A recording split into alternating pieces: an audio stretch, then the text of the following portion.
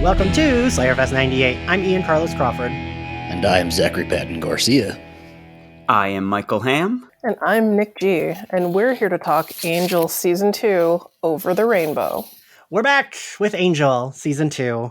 Here we are. It's been like 3 years. That's fine. It is still not as long as Buffy Season 6 coverage.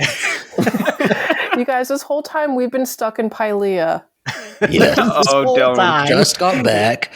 Fred is next to me. She's shaking a little bit, but we're here. We're happy to record. Yes, I was looking forward to getting back to Angel just because, like, I like our little unit that we got. I mean, it's like 14 of us, so it's not a little unit, but I'm like, ooh, this is comfortable. This is like less pressure.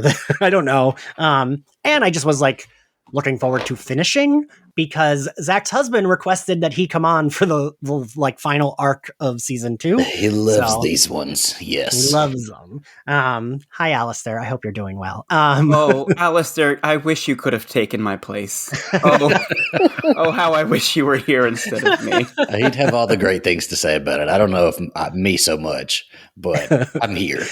So, okay, I guess that is, here we are at the question of me asking, what do we feel about this episode? What do we feel about this episode, Zach?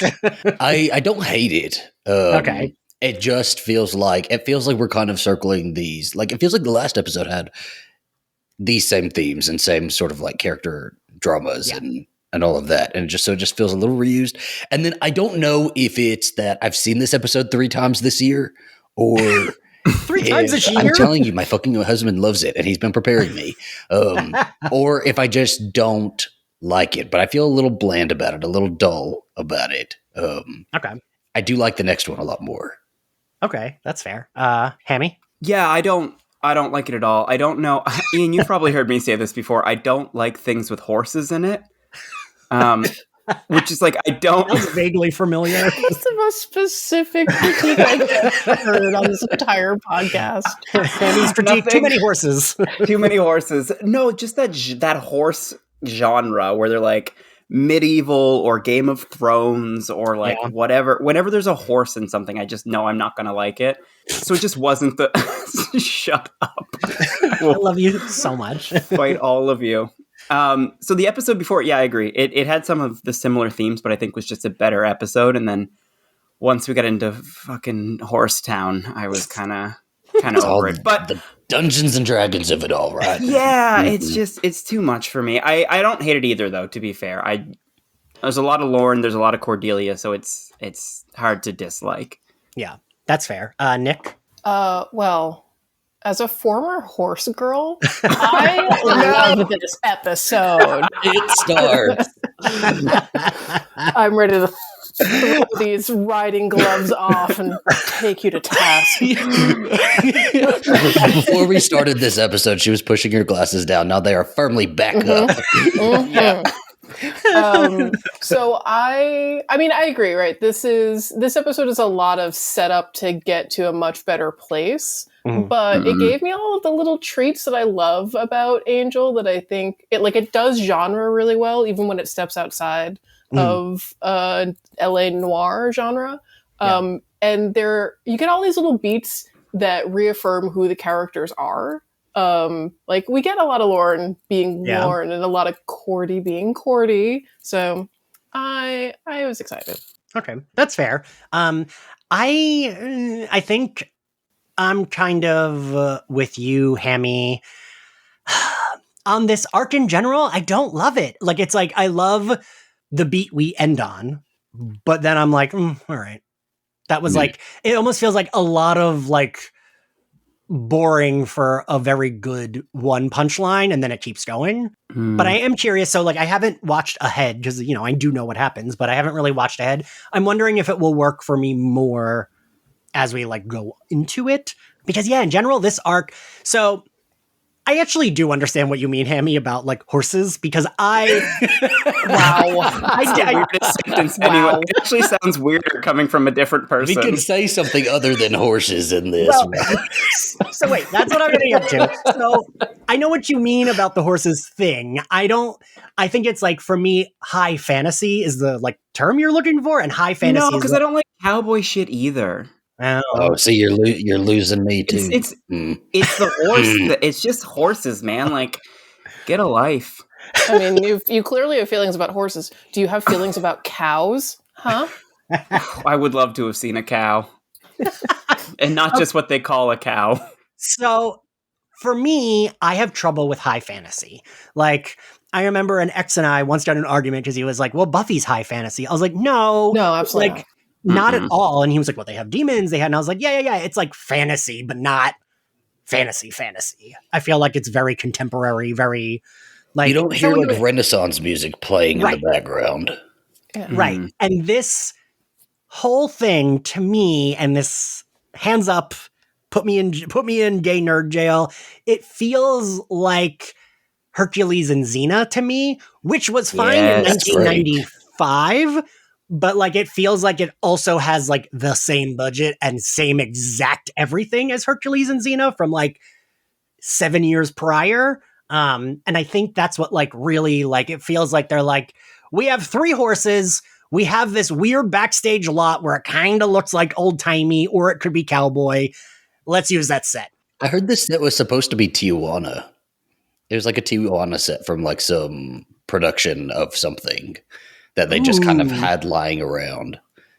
I was curious about that. That is interesting. Because I remember like the one time I went to Paramount Studios, I had a friend who was like a featured extra on Community. So I was like, the first time I visited LA, he brought me on set and it was very cool.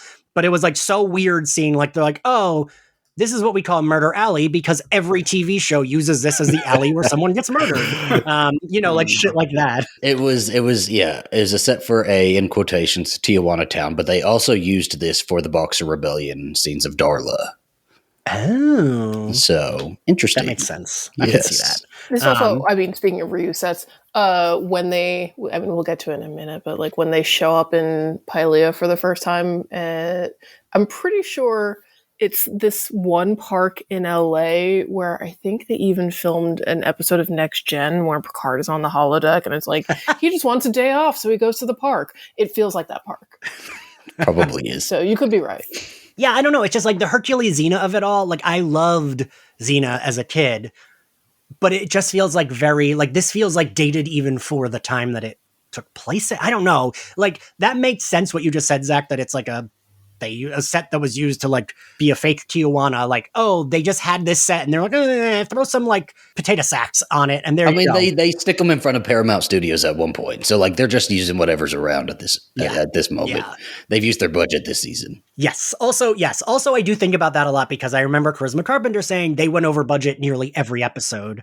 And like that was a reason they thought they would be canceled in the first season because they kept going over budget. And it's weird to think something like this, I don't know. It probably cost them more money every time they filmed, not unlike the 3 sets that they have. They tried. Yeah. I have to say though, there's part of the reason why I loved the last 3 episodes, and I think it's fair in my mind. They're all one episode. I know they're separate episodes, but like it is a mini arc within a larger season. So it's all one big episode to me. But part of the reason I love it is because it's Angel's take on storytelling, right? Like, because we get this episode and then the next 2, and they're all like, okay, what if Angel was in a storybook? Maybe not high fantasy, but it feels very Charmed like that. Yeah, you can see you see what they get to do with it, which is kind of a welcome break from the typical brooding, we have to save the world from ending. It's just sort of like, okay, here's a delightful little romp, you guys. I prefer brooding Angel than giggling because he can go out into the sunshine Angel. That just made me cringe. Hey, really? Zach, it's awkward. I literally put in my notes, I love when they let him just like have fun, and I bet Zach appreciates this because he's not angsty. No, it's like, ooh. No. I feel like Zach's my big complaint, which is understandable with Angel, has been he's too like mopey and angsty. And I was like, oh, Zach will like this because he's not. I just complain about Angel, period. It's just the man. Angel Boreanaz. I get it. He doesn't do it for me. Angel has like a cockiness that is so attractive, but the like mopiness is unattractive. But then seeing him be like giddy is like, with the way the kids say it, it gives me the ick. Yeah, I guess I understand that. It's funny. I just was talking with someone the other day about how like they were like, "Well, do you rag on Spike a lot? Is that why Spuffy people get mad at you?" And I was like, "We make fun of Angel every week. Like, Exactly. like there is not a week that goes by of our Angel covers that we're not making fun of. We make fun of Angel all and of Buffy's Beyond. boyfriends. Yeah. Oh God. Okay, so this episode is. It's weird how I agree with you, Nick, that they all feel like one episode, but I always forget that the episode before this one is also connected because it's kind of like in my memory, I forget. I like think, oh, they get transported to that dimension. They like save Fred. I forget that they were already looking for Fred. Like I always forget that part of it. That like Cordy had a vision about her, and that was like the first episode where like they mentioned Fred is she's not a character in it. They're just looking for her. It is a nice little like intro arc for Fred. But yeah, so the previous episode, they had Lauren's cousin. They were looking for Fred. They do a lot of shit, and then they open the portal to send him back to Pylea, and Cordy gets sucked in. Looking fabulous, might I add. I want to say the highest compliment this episode will get from me is the jumpsuit that she's wearing that is like looks exactly the same as the jumpsuit that J-Lo wears on the cover of her album J-Lo. You're very right. 2001. And I had the same thing in my notes. I'm obsessed with this. So fun fact, Harmony wears, it's the exact same jumpsuit in Fool for Love. Like there's a jumpsuit she wears and it's this one. Okay, like, cool. It didn't make an impact like that. It doesn't make an impact like this. The haircut does it for me. The jumpsuit does it for me. She should have been a cow, sure, but a fabulous cow wearing this jumpsuit the entire time. I do think people rag on Cordy's hairstyles, but I do think this look like, of course, her beautiful long hair is like gorgeous and it's like a lion's mane, but I think this one does look good too, right? The tri-colored bob, I'm all about it. Especially after last episode, it was so bad in the last episode where it was curl. It was I watched both of those episodes in a row, so I have them kind of confused in my head. But I couldn't believe how gross her hair was. And I was like, is this how she wears her hair for the rest of the season? But it's fixed. It's fine. It's fixed. She's got it straight and it's a little disheveled. We love a disheveled hairstyle and perfect. I honestly don't understand why Cordelia didn't have like a blunt cut bob from Buffy season 1, episode 1. Like she gives like just Bob energy. She does. You're right. It's like, it's a little bit like Gail and Sydney from Scream 2 as well. Like the way the colors are there. She wants to talk to your manager.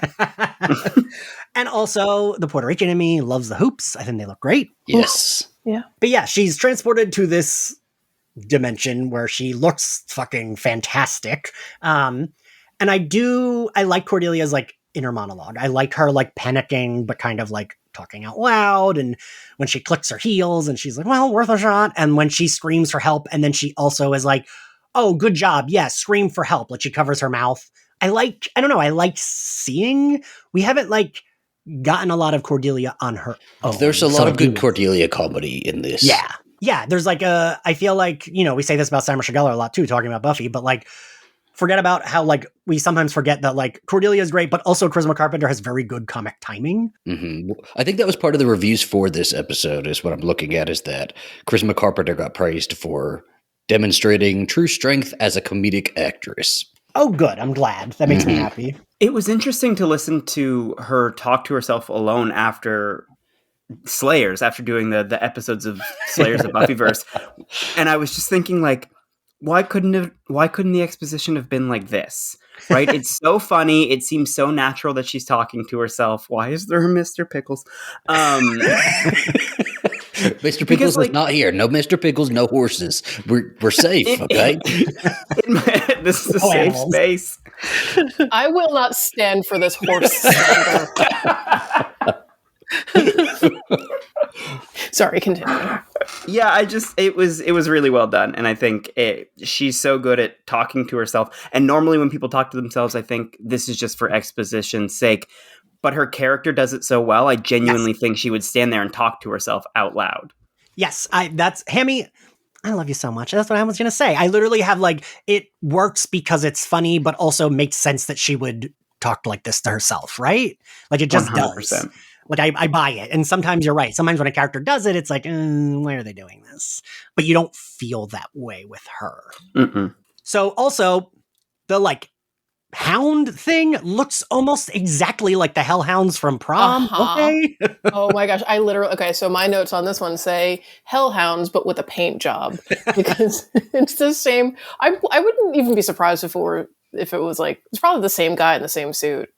Probably. Yeah. Just probably. like given a little bit of a haircut, dyed a little bit of the hair on it, a little paint job, exactly like you said.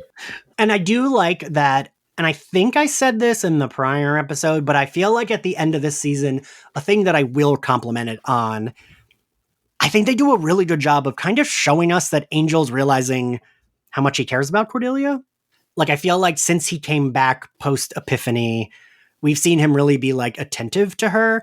And part of that is because he knows that, like, as any of you know that are friends with me, the three of you in this room, that like he knows that she can be pissed. And so like, I also know that I am a friend like that. So like half of it is like, oh, this is my friend I care about. But I do think the other half is like him falling in love with her.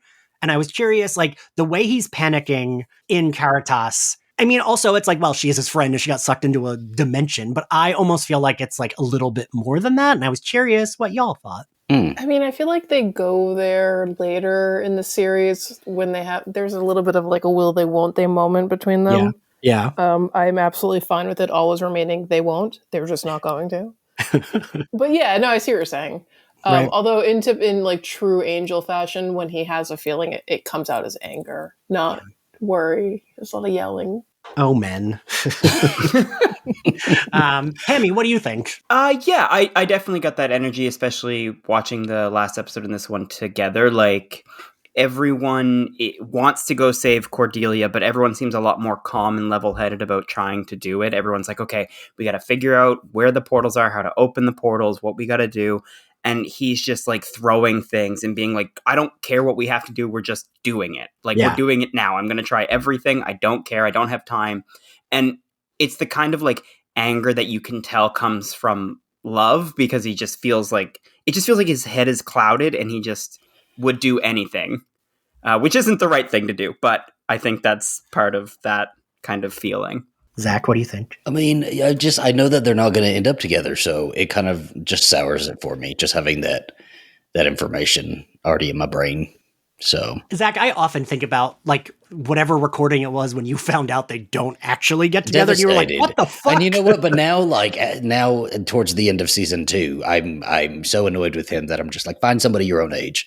Go look for somebody else. So Darla, I'm just waiting for Angel to leave the Angel TV series, I guess.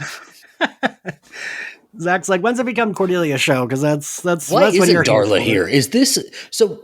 I guess they did play out her storyline, right? But I figured they would use her in like the finale episodes. So okay, wait. Oof. So I don't know, Nick, if you know. I feel like Nick, you usually oh my know gosh, the fun is facts. there drama? So it wasn't drama, but she was filming Dexter, and the guy that played Christian Kane was filming something else, and they both. So is it David Greenwalt that would have been the showrunner, like second in command to He Who Shall Not Be Named? I think it's David Greenwalt.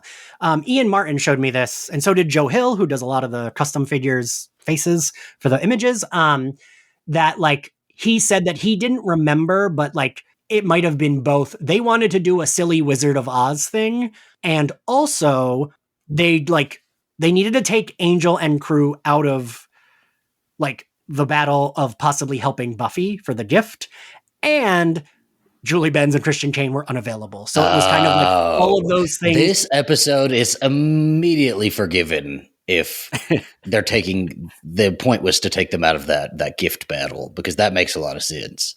Because why wouldn't they be there? Right. Yeah. Like they all would have gone to help her fight a fucking hell god. Yeah. It was like a combination of all those things. And he said in the writer's room, they're like, well, let's put them in Oz. How do we do that? Which I don't understand, because like, I don't know. It looks, again, like Hercules Xena, not like the Wizard of Oz, but sure. I mean, they're going for the vibe, the theme. of being there. You didn't see them click the heels? They clicked the heel. Well, no, but Cordy does, right? The first thing when she gets there. Yep. The episode is called Over the Rainbow. Yes, I was about to say. And also, I mean, the episode's Over the Rainbow, and then there's no place like... Yeah, but the next one is Through the Looking Glass. What is that then? That's not part of Oz. It's an Alice in Wonderland. So they're just like books. They're just like, this is our fairy tale but book. if you're having a trilogy, why start with Over the Rainbow, go into Through the Looking Glass, and then there's no place like blah, blah, blah. You know? Can I just say, I know we're my favorite thing about these episodes, and maybe this is why I'm overestimating how good they are, is every time somebody has to speak Pylean. It's Simlish. It sounds like The Sims. It does kind of sound like The Sims. It's just like it's like a little bit of Swedish Chef. It's just that's like the sly amount of like slapstick you get from Angel now and then. It's like, okay, here's something silly. They're going to be angry about it, but we're going to make them read this spell. Yes, with no vowels.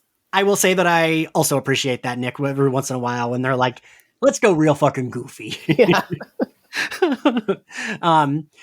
This is, we kick off our arc of Angel wants to get to Cordy. Cordy is in the Pylea. I guess like this is a critique I had of the Kree in the Marvel universe as well, is like, it feels like, I don't know. And I mean, I guess like, I used to think about this with Star Trek when I was a kid. I was like, why does every Klingon speak the same language? Because they're from a planet, not like a continent. And like, wouldn't they all have different versions of Klingon they speak?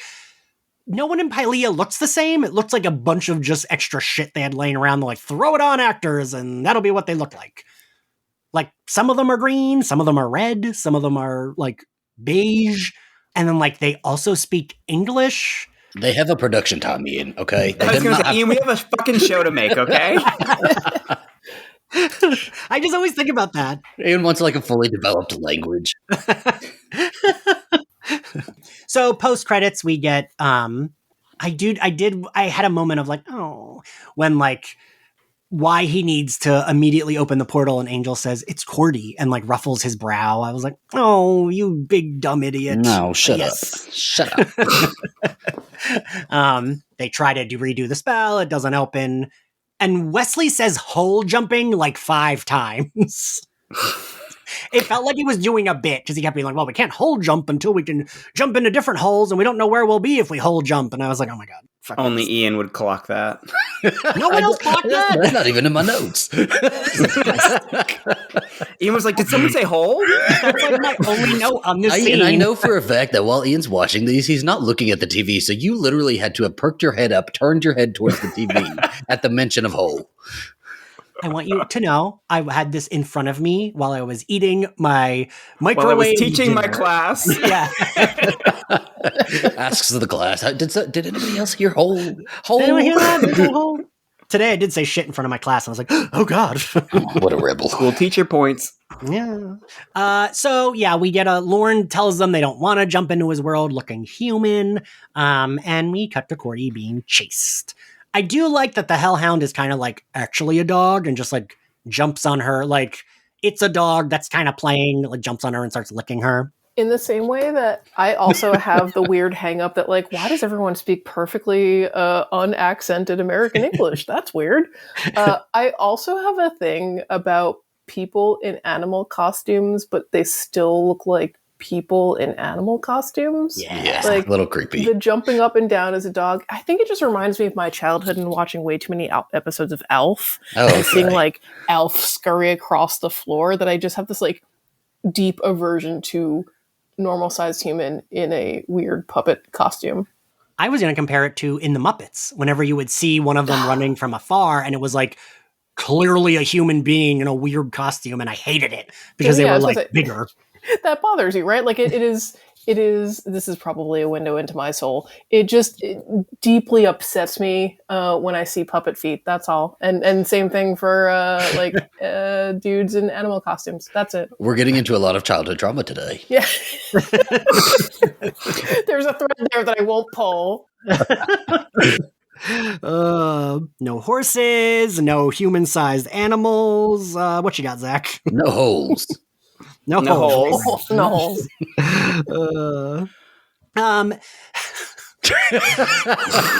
We're moving on. We're moving on. Segue. Someone move us on. Segue into the person like lassoes Cordelia, and it's just a close-up shot of her cleavage, and that's it. That's the whole shot. I was just watching, and I was like grasped my pearls, and was like, did they can't do that? That's and I was like, well, they look great. The girls look great, so why not? I mean, I do appreciate that sometimes with her, I feel like sometimes she's like, wait, I look fucking great. And like, I would feel that way too if I looked like her. I'd be like, oh, absolutely. Yeah, do a close up of my cleavage because it looks fucking fantastic. Mm-hmm. But then it's ruined by the weird jump cut of the special effect that the lasso's like, oh, it's so bad. It might as well have that cartoon effect sound.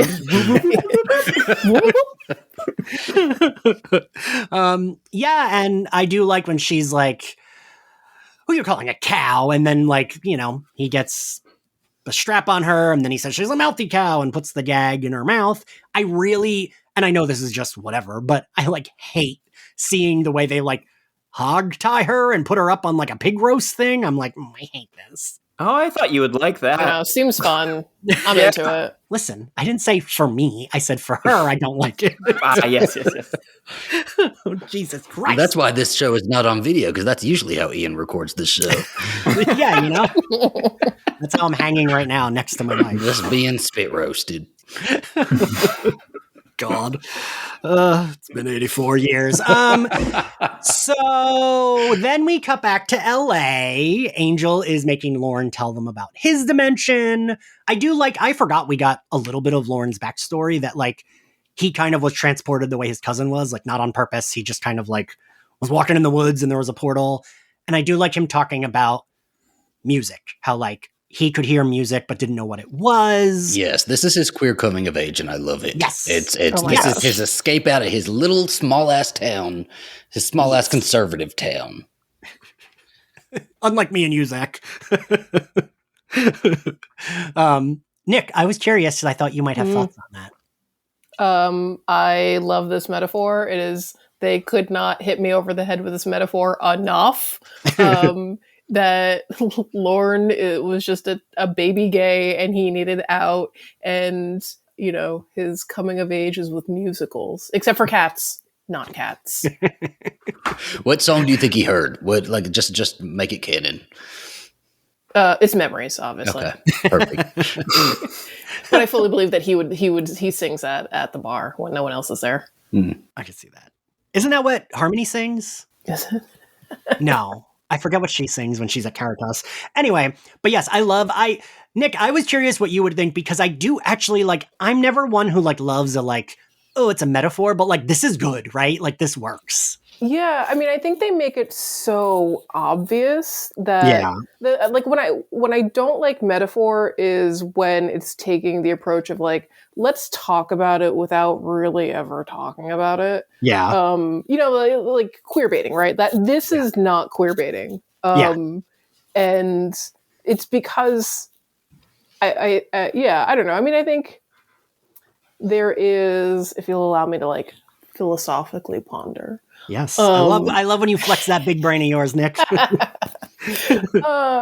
I think that in the same way that we look at history and we say, like, okay, well, these two figures in history were probably definitely gay for each other, but that was a different world and a different time, and meanings are different, and like we can't make the same meaning out of that in today's, like in the way that we understand it for those people in the past. Right.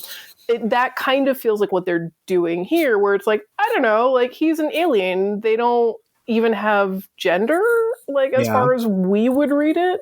So him like having come to this universe, fully immersed himself in like musical culture and like dapper suits and all of the queer coded things that we interpret, but still it leaves room for the like, well, I don't know, we don't really know what his life was like. But then when he has these moments of like, I was so different, I heard a music, metaphor, I heard a music that nobody else could hear. It like, it pulls it together for me. So it makes my heart sing, if you will. I love Nick, that. thank you for properly wording why we all liked it in a smart way.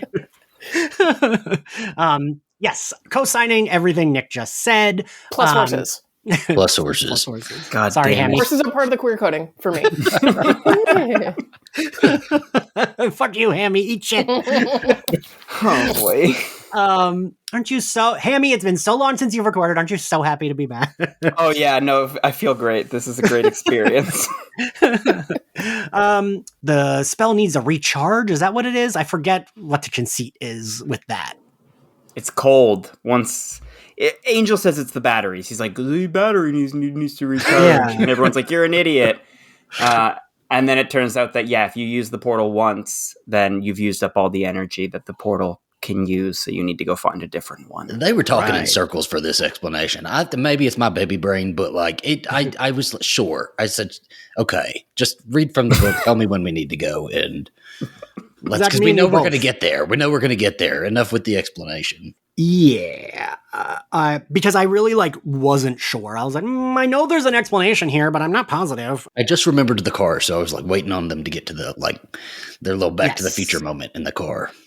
Yes. So what is it? They're at the hotel, enter Gunn, and we learn that it's weird that we get this in the episode prior, we saw one of his crew members that we saw in Thin Deadline die. And it's a weird mini arc that does nothing because he's like, oh, I can't go. One of my crew died, I got to stay here for them. They're my family. But then he does go and we don't really Yeah, I've seen this episode before, but I didn't really remember it. So when I was watching it, I thought it was really empowering that Gunn was like, no, I'm not going. And then in my notes, I was taking notes while watching it. I wrote, I really hope Gunn doesn't end up going. And then when he showed up, I was like, are you fucking kidding me? Right. Why did we have that scene then? Yeah, that's... Have him be like, my friend died, it sucks, and I know how important friendship is, so let's go find Cordelia. Don't have him be like, my friend died, I don't want to do this, I can't do this, and then just show up and be like, where are we going, guys? Yeah, be like, JK. Well, they do this thing that I find super annoying in the opposite of all of Lorne's storylines making my heart sing. Every time they mention that, hey guys, the Gunn's in a gang. He's in a gang, you guys. Yeah. He's really black. He's in a gang. His name is Gunn. I want to just delete the episode from existence. This is the signaling of the countdown that once we know we get Fred, then Gunn, you don't, at a certain point, you just stop hearing about Gunn being in a gang. Yes. And I cannot wait for that point because it's so It's been the entirety of season 2. Every time he enters screen, it's like somebody's off stage letting us know that Gunn has just come from a gang meeting. Gang meeting. They had coffee. Nick, that's that bothers. I think that's why Gunn never fully landed for me because it's so it's we get it. We get what yes, we know. And it's done poorly and then it's just dropped. And as the references to it get fewer and fewer, it just starts to feel like even more of a character crutch than it already was. Yes. It's he's introduced as an archetype and it's not great. And then they kind of forget it. And then the only other times they bring it back up is when it's convenient for the plot to remind you that he's a hardened thug. So, yeah. Whoa. Yeah. That's you kind of just summed up my issues with Gunn. It's not that I don't like him. I just feel like they never know what to do with him. And then they would just like you said, they just drop the gang shit. And it's but that's where he came from. But also it is offensive. And I don't know. This universe has such good storytelling that there is absolutely a better way they could have been yes, this man, grew up poor or whatever. But I don't know. I mean, look how rough Sunnydale was. Cordelia basically was in a gang. They don't talk about that. That's true. But yeah, so, right, it is weird that he's I can't do this, and then does. Because we do get that one episode next season at the start where, the gang comes to Caritas, and they're, pissed at him. Then we never get it again. And the fact that there's no reoccurring characters. There's a character that they made up for the previous, 2 episodes, and then he's in the last one, and then he's in one next season. But when we meet Gunn, none of those characters come back. He rarely ever mentions his fucking sister who died. Yeah, I don't know. Anyway, but I also kind of, like you said, Hammy, I don't dislike him saying, I can't go, I have responsibilities.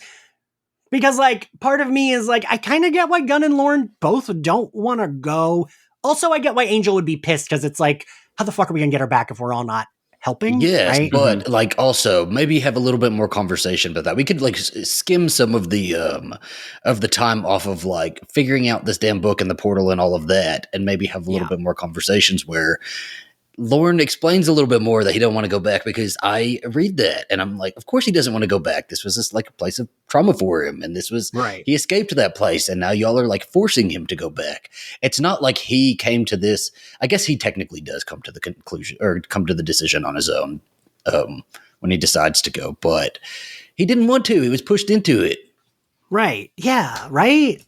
I do love though that even though he's got this weird I'm in, I'm out because I'm a tough guy in a gang, that he is the one that Angel leaves the voicemail for. Yes. That, like, that to me, it doesn't justify it, but it makes sense as to why he eventually gets pulled into the Angel Scoobies and becomes like, you know, he's the next best person that he trusts, that Angel trusts. I was scared of his cape for a second. I was like, who the hell is he talking to? I forgot that he did this, and I was like, is he calling Cordelia? Like, just like he was like randomly talking to himself in the office. Yeah. But I do think you're right, Nick. That's a really good point. Like, Gunn really is kind of like the one he trusts the most. Outside of Wesley, yeah. Yeah. And I mean, honestly, after a certain point with Wesley, too. Right. Yes. I was going to say, well, soon he gets above Wesley. And it's like Gunn and Cordy are like kind of his, like, the ones he like would entrust. Oof, I have so many thoughts about what happens with Gunn and Fred that's about to happen, but that's another episode. Yes. So Lauren does say he will find them their hotspot. That he does say that, because he said he's not going to help, but he'll find them the hotspot. And then we get, you know, more of Cordelia being sold. They say she's a little skinny for a cow. They put the collar on her.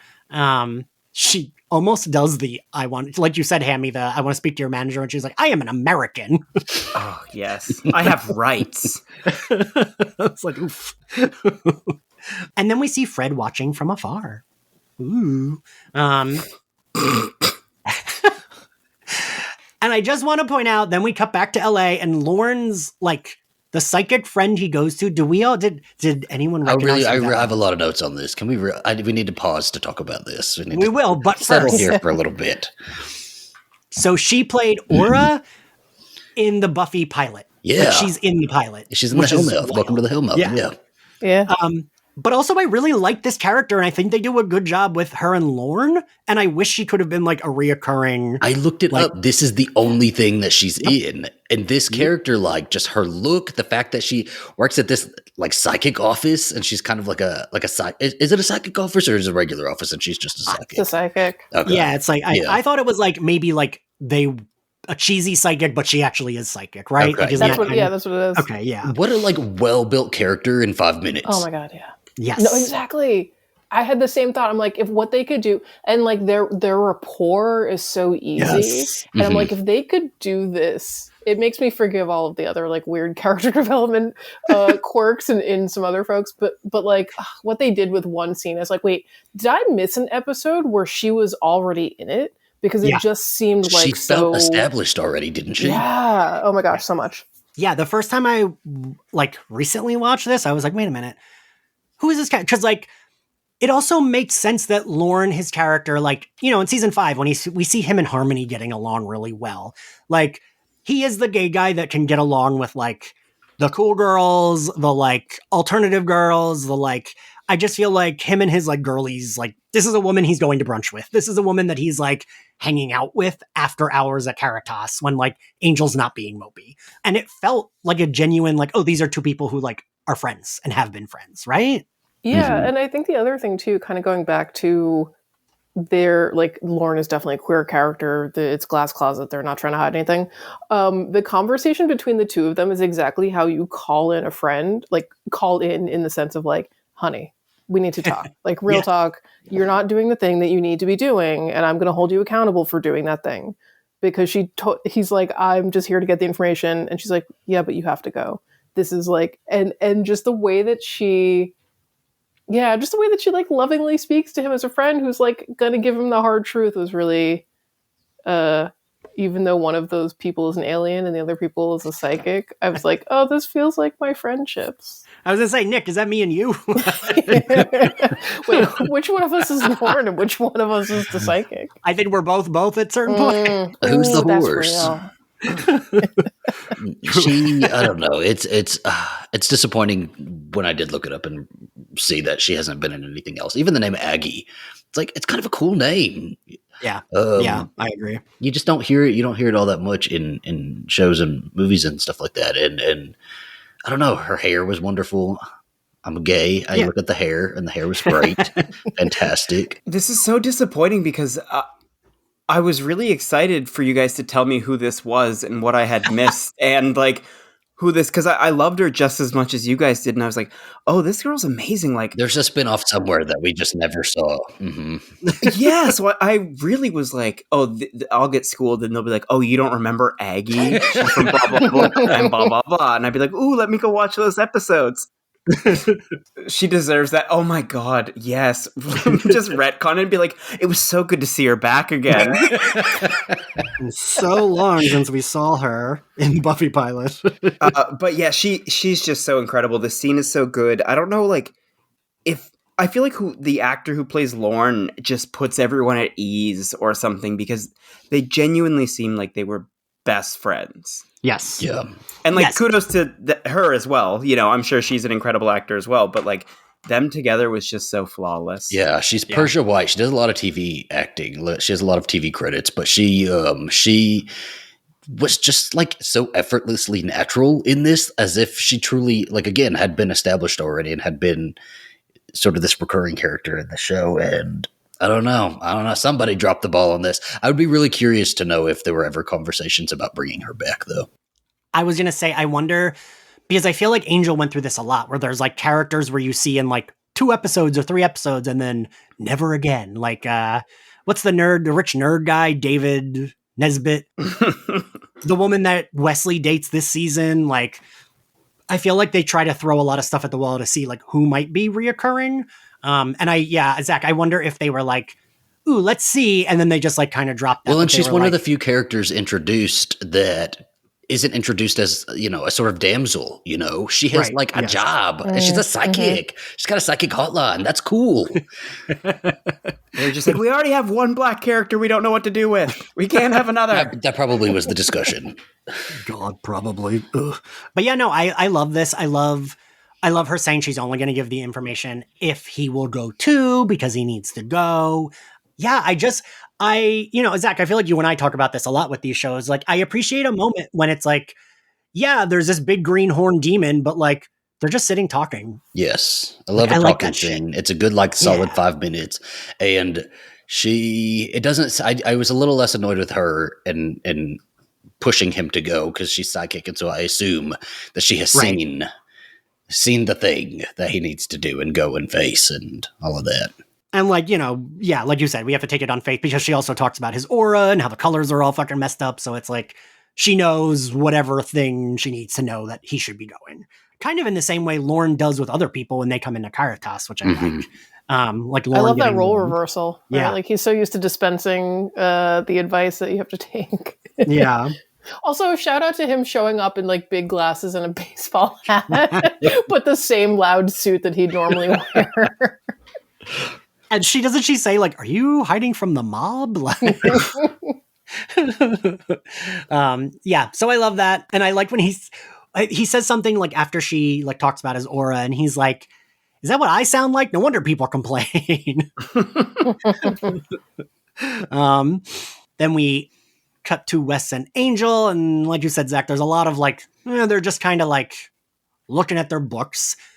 And speaking of reoccurring characters, enter Gavin Park, a new Wolfram and Hart lawyer that we will see moving forward. And I really wonder if they were like, did they hire him because he was going to be reoccurring and then put him in this one episode so we would know him later? Or was that another where they were like, well, he's good, let's keep him around, right? I can't remember.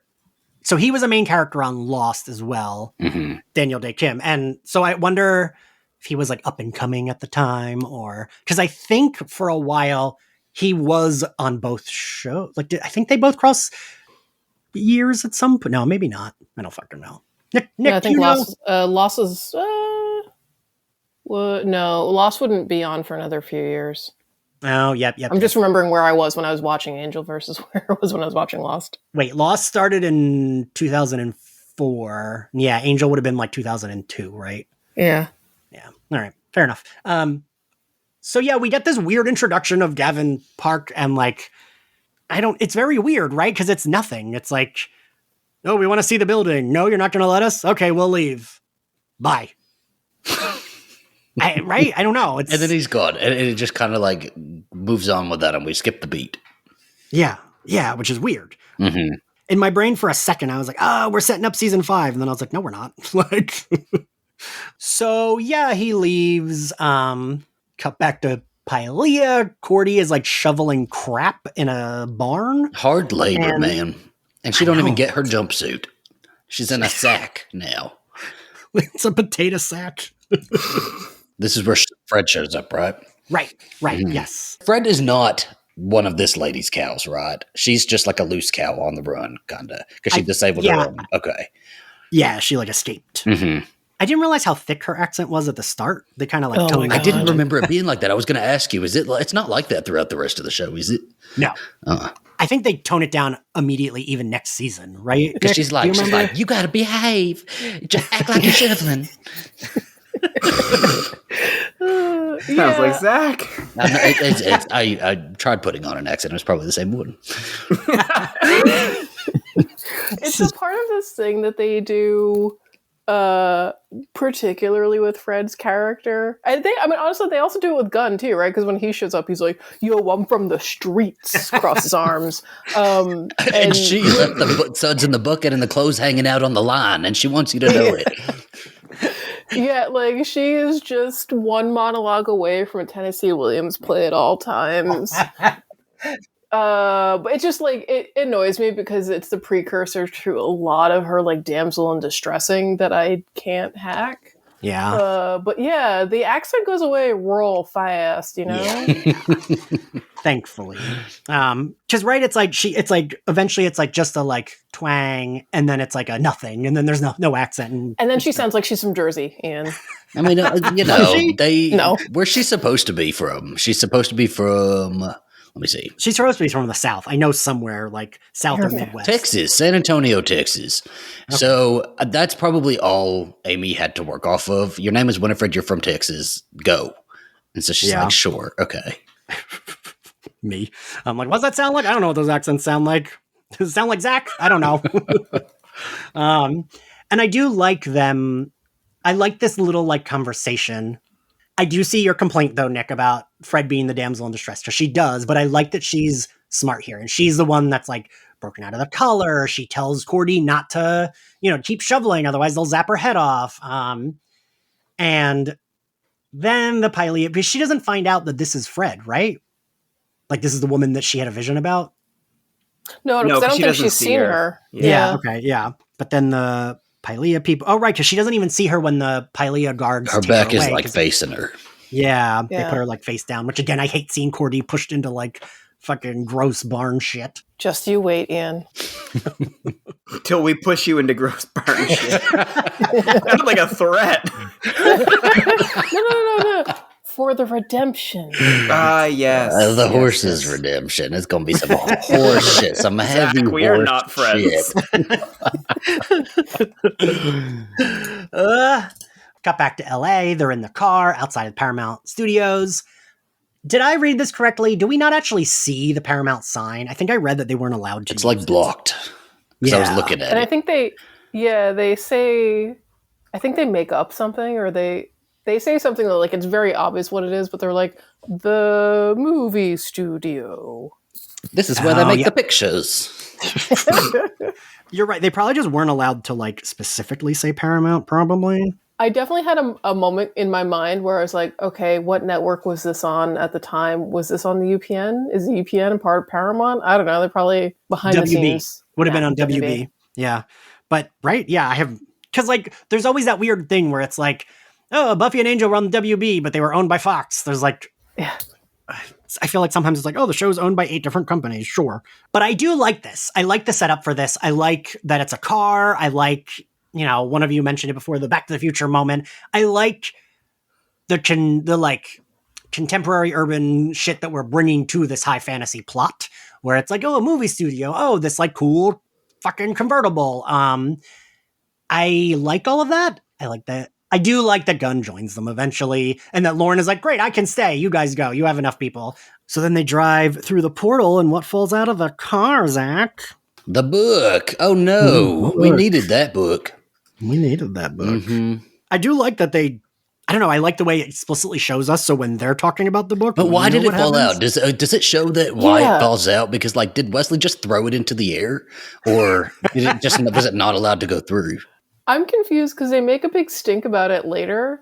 And partially it's like, because Wesley had the whole theory about how anything within the 4 walls of the metal container of the car would go with them. Yeah. And it was in their lap until it wasn't. It kind of felt like maybe like a Thelma and Louise moment where they're just like, woo, and they toss a book out.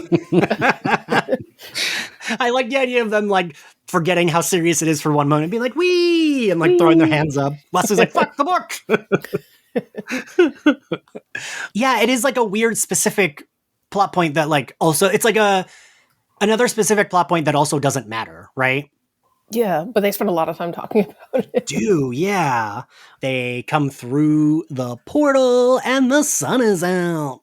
And Zach hates it because Angel gets very excited and smiley. He's just not, David Boreanaz is not good at certain things. And this is one of those things that he's not good at.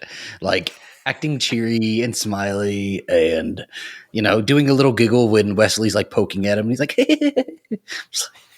it's very uncomfortable to watch. I love that you hate it so much. I get a kick out of it. I don't know. Hammy, what'd you think?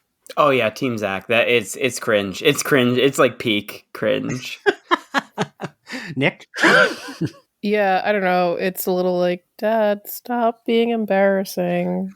That's exactly the vibe. All right, I can see that. I'm glad you loved it, Ian. Fantastic. Wonderful. I mean, I didn't love it. I get a kick out of it. I just appreciate when he's not like being super self-serious. But I know I complained about the setting. I do like, I don't know, I like the like car being in this spot that it's not supposed to be. I like that it was like their like means of travel to a different dimension. I don't know, I like the idea, like when Lauren is like, we have to cover up the car because like it will stick out. They do not have cars here. I don't know, I like that aspect of the fantasy of bringing in the like modern day shit. Well, and I was thinking about the car because when they first mentioned covering up the car, Angel goes to get this one like single little tree branch. Yes. I'm like, I thought they covered it up more than that in my memory. Is this all they're gonna use? And then no, but they do. They like push the car in, they gather some brush and get it covered up, right? And then they're supposed to get were they supposed to have different clothes before this or after this? Where are they going to get different clothes? Because they look like cows. Because I thought they talked about disguises. Maybe not. Maybe I'm making No, they did. You're right. And I'm like, no, they don't really. Because Lauren even says at the top of the episode, you can't go into Pylea looking like that. That's and what Angel says, okay. Like what? And he's like humans. But then they do go into Pylea. So they just don't Like listen. Okay. So they're just doing, this is such an important mission, but we're doing fuck all for it. Me and you on an important mission. Yeah, and then they Then they go to head to Lauren's family's house, right? And I like that it's just he goes in and then he's immediately chased out. They're just like running. They're chasing him out and yelling traitor, but we all know what they're really yelling. Faggot. There's not a Pylea word for faggot, so yeah. I just saw a tweet the other day. I can't believe I'm even going to references, but you know how like the Puritan, like I heard someone saying that like even if you're gay and you use gay slurs, you're like propagating homophobia and like encouraging. And I was like, but I use it on my podcast all the time. Okay, then sure. Next. Exactly. You're right. I do. I just did it. My straight best friend Kevin, that Nick knows, always is like, Ian, you might be the most homophobic person I know. I agree. You're very homophobic. We'd be going to happy hour with all like gay Twitter people, and they'd be like, "Oh, I hate these gays." He'd be like, "Yeah, you say that all the time." Then they what? We get the like Cordy plot of it, right? Yeah, she's a seer and she's cursed. Something bad's gonna happen to her. I do like the woman yelling, "My cow is cursed." That's a pretty great moment in and of itself. I was gonna ask, what do we think about this? Because this does, one of you mentioned this earlier, that it does feel very charmed. This all feels so charmed to me. And I don't mean that, parentheses, derogatory. I don't mean it it's not in a good way. It's like one of the lesser charmed episodes, yes. And it's funny because even, well, not funny, haha, but like literally the like props I'm using for the photos for this are from Charmed, like the Charmed set that they released. So, because like when they go to that other world or whatever, when they're in like their own Pylea. I've never watched Charmed. I have no idea what you're talking about. Zach, you've watched it, haven't you? I love the way you said charmed, Hammy. I just heard a little bit of an accent. Charmed. Yeah, no, I know what you mean though. It's Charmed had a lot more of the Dungeons and Dragons of it all. They did a lot of like traveling to a castle and to a fair maiden and a descendant Melissa or Melinda and all of that good stuff. And that's this episode, I guess. Right? Yeah. Mm-hmm. But whatever. So I also have a question for the class. I guess more specifically Nick, who probably will be the one to answer it. You'll teach. Do we find out what it is when the main dude pulls out that like sharp object and is like, "We're gonna find out if you're cursed," and she's screaming? Do we find out what the fuck he does? No, which makes the final scene super confusing for me. Mm-hmm. Yeah. Because like, how do we get from that terrifying moment to a different moment? I have no idea. Okay. Yeah. And we also see her later and she's like on the ground, fetal position. Yeah. Because in my brain, I was like, oh, whatever thing he has is to make her queen. But then it was not that thing. No, that was a fire poker is what it looked like. Yeah. But they do not, and maybe I missed this even on the rewatch. Well, you know what? I think they explain what happens in the not this episode, next episode. It is super confusing how we got from that moment to that last moment because they don't ever explain. They're like, oh, fiery bad things. Yeah. So I don't know. I'm confused. All right. Fair enough. At least it's not just me being a smooth. Maybe they were idiot. trying to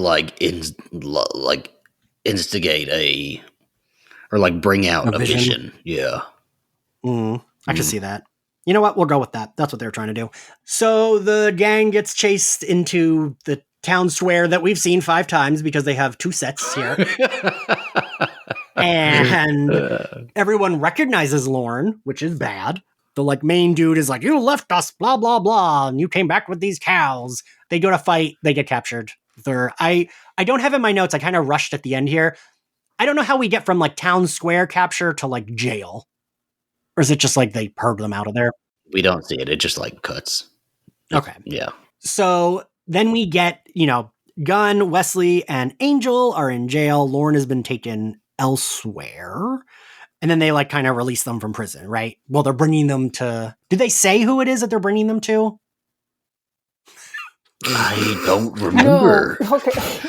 The fact that it seems kind of quiet means that like maybe I wasn't the only one who... I feel like I missed a bunch of plot points. But I now just watched this too, and I'm like, I'm like, over the rainbow. What is? What is this? Who is Cordelia? So I guess in the tradition of like fairy tales, they just waved a magic wand and they said, "Okay, plot fixed." Yeah, which like also fine. I don't really care. So yes, they are being taken to whoever is the like ruler of this world, town, whatever. I will say I love the build up here. Like this episode's pretty fucking boring for me, but it does like lead to a very good like end punch. Mm-hmm. And I love the swelling of the music because it feels very, and maybe this is because early, how Fuse TV is playing Buffy like 24/7. So I'm always watching Buffy when I'm like in the kitchen. And they were playing Hush earlier. And the music that plays when they're being brought to see Cordelia reminded me of the music that plays when Riley and Buffy are both being attacked in the clock tower, and like he goes to smash the wrong thing to defeat the gentleman. The music kind of sounded like that. I know that's very specific. You fucking nerd. I know. Watch it not even be the right one too, and you just like spend a minute explaining yourself on that. Listen, how often does that happen, please? On either podcast that we do no, I together? trust your Buffy Angel knowledge. It probably was the same music. This whole thing is very, very Charmed. It's like Charmed was they did a lot of dressing our main characters in fantasy costumes from episode to episode. And, you know, we enter and we see Cordelia in her. What is she? What is she? Is she a supreme leader? Is she, what do they have her as? Because they're not calling her Cow anymore, are they? Right. Princess? Is she princess? I can't remember if it's princess or queen, or they just like, because she says in the next episode, they made me ruler, but that's not like. Anyway, she's all dressed up. They gave her a fancy new outfit. They don't have a title for her, but they have a like a reflective bikini for her on there. They had it ready. They had it ready. Nick, I didn't even think about that. Like, I don't know what your title is, but this reflective bikini is gonna look great. It's a fine line. It's a fine line between like a sexist straight man and a gay man who's like, "Work, honey. Like, you're gonna look great in this."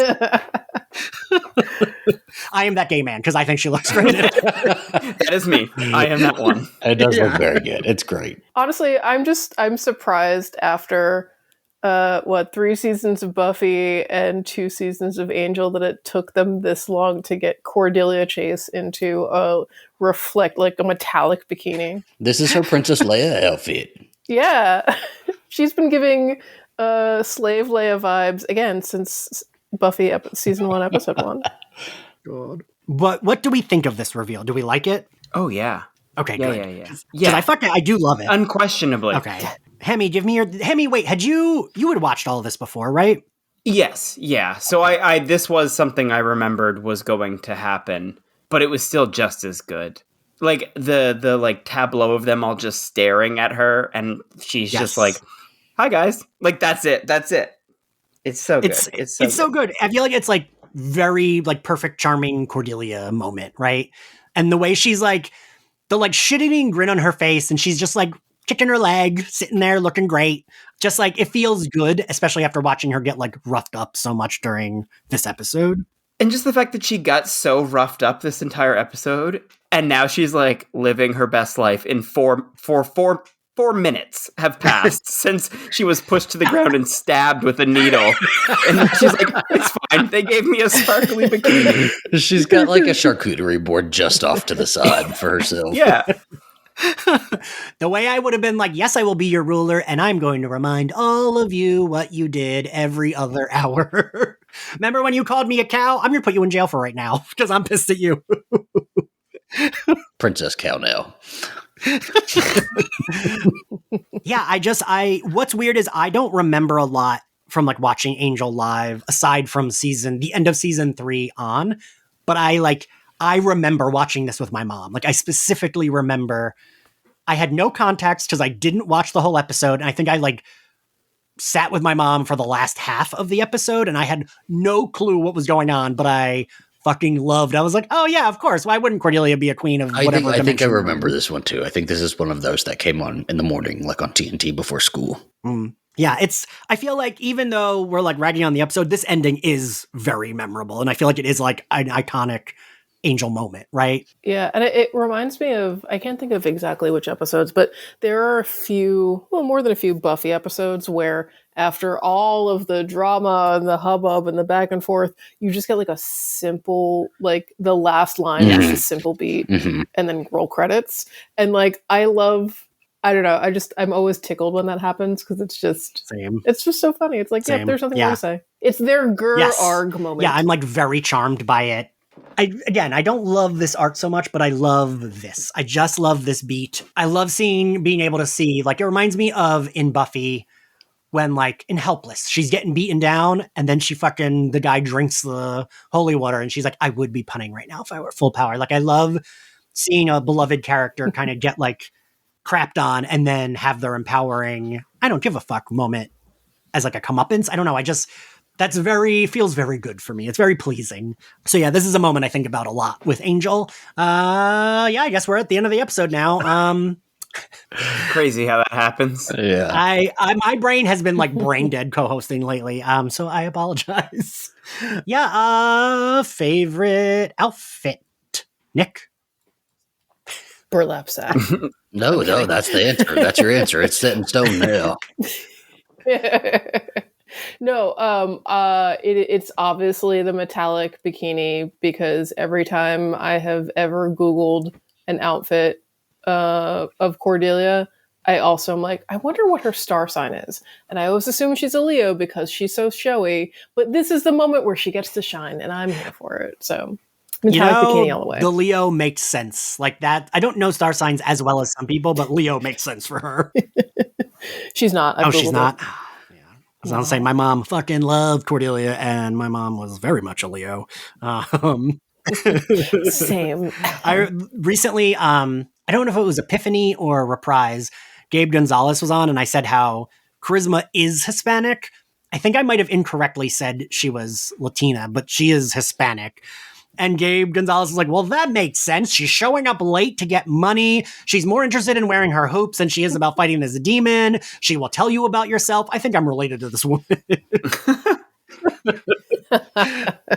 Okay, favorite outfit, Hammy. I'm gonna go different so that we can leave something for Zach. I would say, due to past trauma of being bullied by men I found attractive in high school, Lorne in a baseball hat.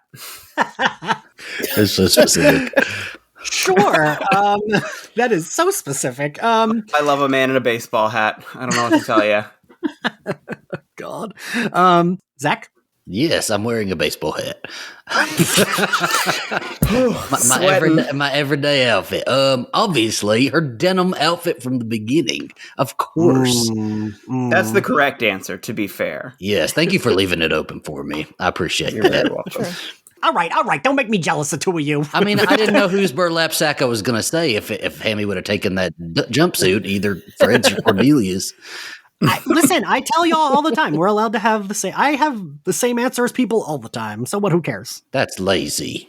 If it's right, it's right. Yeah, and you know who is right here is Nick, because that fucking bikini looks fantastic. You would say the bikini over the jumpsuit? Really? I thought you were going to agree with the jumpsuit. Oh, that's interesting. Blasphemous. I do love the jumpsuit. I do, and I almost want to pick it just because I'm probably going to pick the metallic bikini next episode. So maybe I will go with it. I do like the jumpsuit. I think the jumpsuit is also one of her more iconic looks, if not for anything else, then she actually wears it for 2 episodes, and we don't often get to see them wear the same. I feel like this outfit. is an episode that includes 2 outfits that she actually 3, because I would include the burlap sack with it. 3 episodes that are usually or 3 looks that are usually included in like a fan cam for Cordelia. Yeah. No, that's true. I thought you were going to say that are iconic, and I was like, the potato sack is not iconic. But I usually see the potato sack like look in any sort of fan cam they do about her, though. No, I think you're right. I think I usually do too. Now I'm like, did I include it in mine? I don't think I did. Did one fan cam once and never again because it took too long. What is your favorite scene, Hammy? I'm not going to let anyone have it, so I'll say when Lorne goes to visit the psychic.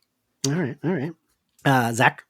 Yeah, when Lauren goes to visit the sidekick as well. Yes, that was just like, it felt like a little piece of a separate episode that was longer. Yeah, and could have been longer. It should have been longer. It should have been like, I don't know, almost like a backdoor pilot for something else. The Lauren show. I would have watched that.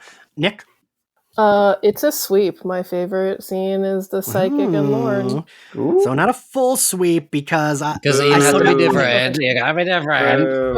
After giving us a speech about how everyone like can the pick other same gays. thing. Listen, I thought we were all going to have the same fucking scene, but I guess I'm the only one who loves that reveal at the Did end. you not see us fucking dragging love it. through this episode? But this was the only scene we really got lively for. I like when they went to the car. It was a really cool car.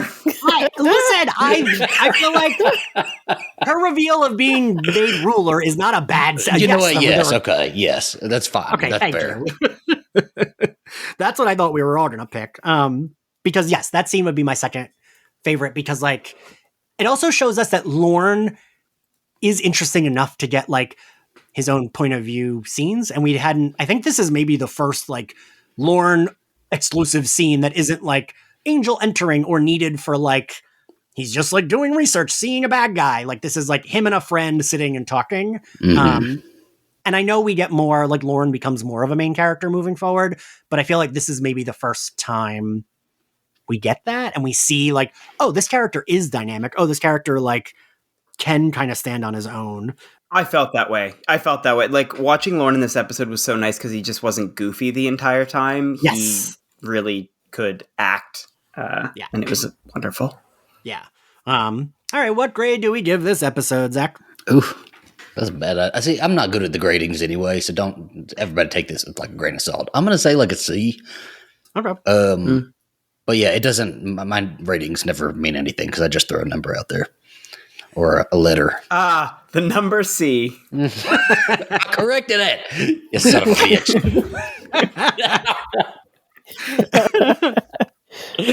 You can always ask. You can ask Ian what it's like to grade on the curve. Ian would pass me. I know it.